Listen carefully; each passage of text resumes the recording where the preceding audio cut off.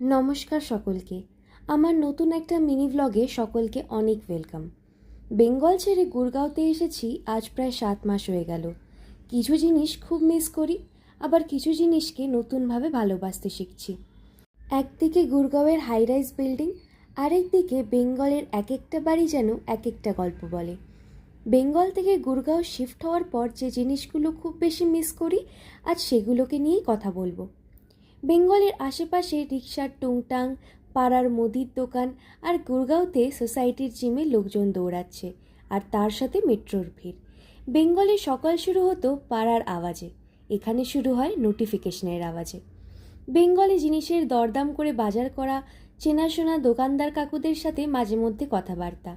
আর গুরগাঁওতে ব্লিঙ্কিট বা জেপ্টোতে 10 মিনিটে ডেলিভারি দিয়ে যায়। সুবিধা হয়তো বেশি, কিন্তু সেই মজাটা নেই।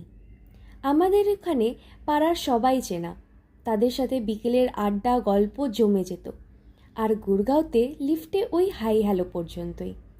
এখানে ফ্ল্যাটগুলো অনেক বড়, কিন্তু কলকাতার মতো আপনজন খুঁজে পেতে অনেক সময় লেগে যায়। বেঙ্গলে রাস্তার ধারে ফুচকা, তেলে ভাজা, গুরগাঁওতেও আছে, তবে এখানে ক্যাফে কালচারটাই অনেকটা বেশি। এখানে সবই আছে, কিন্তু নিজের চেনা জানা শহরের অলিগলি সেইগুলোকে খুবই মিস করি। তবে সত্যি কথা বলতে দুটো জায়গারই নিজের নিজের সৌন্দর্য আছে। গুরগাঁও দিয়েছে সুযোগ আর গতি, আর বেঙ্গল দিয়েছে শিকড় আর আত্মীয়তা। আচ্ছা, আপনারাও কি নিজের শহর ছেড়ে দূরে কোথাও শিফট হয়েছেন? কমেন্ট সেকশনে কিন্তু আপনাদের এক্সপিরিয়েন্সটাও জানাতে ভুলবেন না।